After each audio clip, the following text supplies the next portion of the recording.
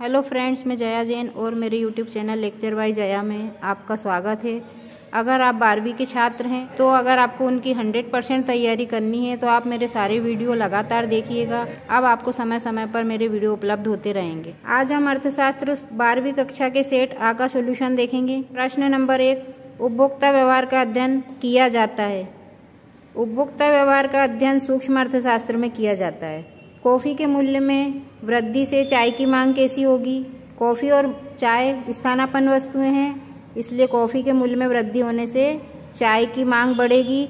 उपभोक्ता कॉफ़ी का उपयोग ना करके चाय का उपभोग करने लगेगा, इसलिए चाय की मांग बढ़ेगी।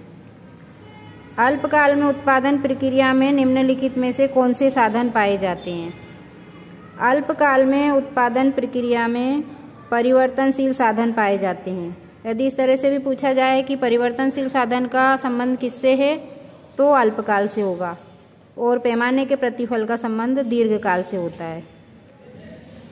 अगला प्रश्न है, कोई फर्म संतुलन में कब होती है?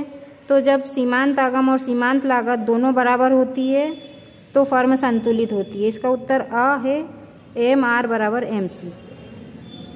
सामान्य कीमत स्तर का अध्ययन विषय सामग्री है। सामान्य कीमत स्तर समष्टि अर्थशास्त्र की विषय सामग्री है। अगला प्रश्न है, एक देश की भौगोलिक सीमाओं में एक वर्ष में उत्पादित सभी वस्तुओं और सेवाओं के मूल्यों का योग क्या कहलाता है? तो यह सकल घरेलू उत्पाद कहलाता है। सकल घरेलू उत्पाद को GDP से व्यक्त करते हैं। कीन्स का रोजगार सिद्धांत किस पर निर्भर करता है? कीन्स का रोजगार सिद्धांत प्रभावपूर्ण मांग पर निर्भर करता है। रिक्त स्थान वाले प्रश्न देखेंगे। प्रश्न नंबर 1, उत्पादन संभावना वक्र दाएं से ढाल लिए होता है। इसमें दाएं भरना है। गिफिन वस्तुओं के लिए मांग की लोच कैसी होती है? तो ये धनात्मक होती है। साधन की एक इकाई बढ़ाने पर कुल उत्पादन में होने वाली वृद्धि क्या कहलाती है? सीमांत उत्पादन कहलाती है। पूर्ण प्रतियोगिता एक काल्पनिक स्थिति होती है, यानी कि पूर्ण प्रतियोगिता मार्केट में नहीं हो सकती है, ये कल्पना में ही होती है। जैसी इसकी नियम और शर्तें होती है वैसा हकीकत में नहीं होता है, इसलिए इसे काल्पनिक बोलते हैं। साख गुणक बराबर क्या होता है? तो 1/CRR, ये साख गुणक होता है। बाजार का नियम किसने दिया था? तो JB से ने बाजार का नियम दिया था। एक प्रसिद्ध अर्थशास्त्री हुए हैं JB से, उनका नाम था। उन्होंने कहा था कि पूर्ति अपनी मांग स्वयं उत्पन्न करती है, और इसी आधार पर उन्होंने बाजार का नियम दिया था। अब हम देखेंगे जोड़ियों वाले प्रश्न। निम्नलिखित की सही जोड़ियां बनाइए। सीमांत उपयोगिता, सीमांत उपयोगिता को किससे व्यक्त करते हैं? MU से। मांग के नियम 5 तरह के होते हैं। साम्य कीमत क्या होती है?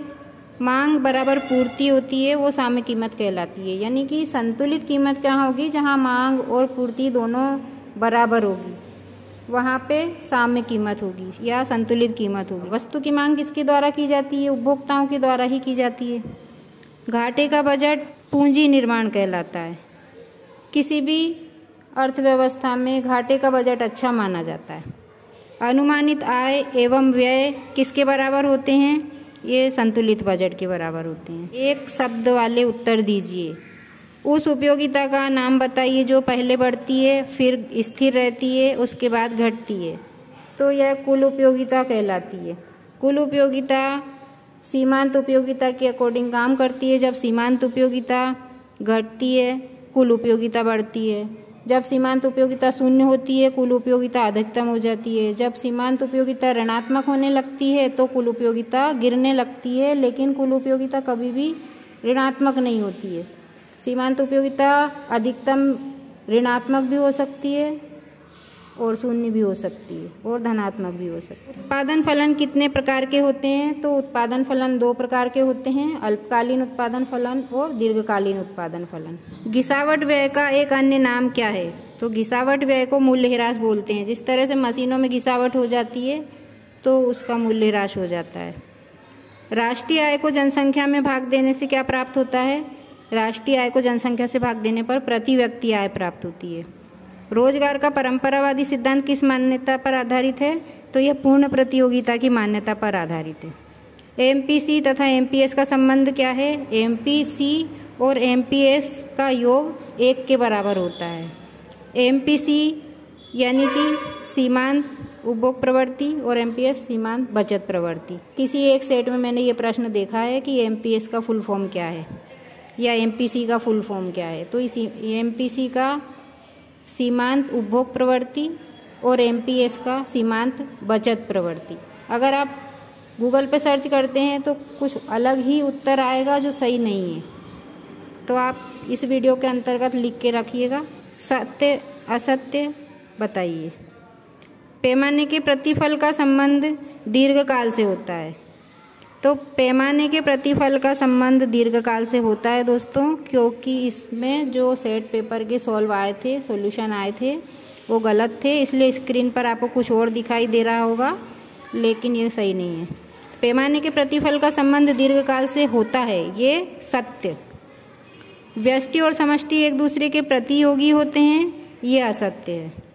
व्यष्टि और समष्टि एक दूसरे के प्रतियोगी नहीं, एक दूसरे के पूरक होते हैं। अगला है, वर्तमान समय में कोई भी अर्थव्यवस्था बंद अर्थव्यवस्था नहीं है।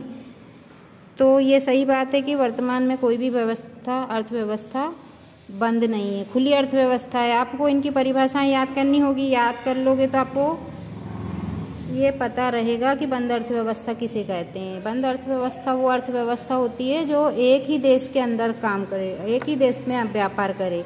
और खुली अर्थव्यवस्था देश के बाहर भी कार्य करती है, देश के बाहर भी अपना व्यापार करती है। तो प्रश्न है कि वर्तमान समय में कोई भी अर्थव्यवस्था बंद अर्थव्यवस्था नहीं है। कोई भी देश अपने ही देश में व्यापार नहीं करता है, सभी देशों से व्यापार करता है, इसलिए ये सत्य है।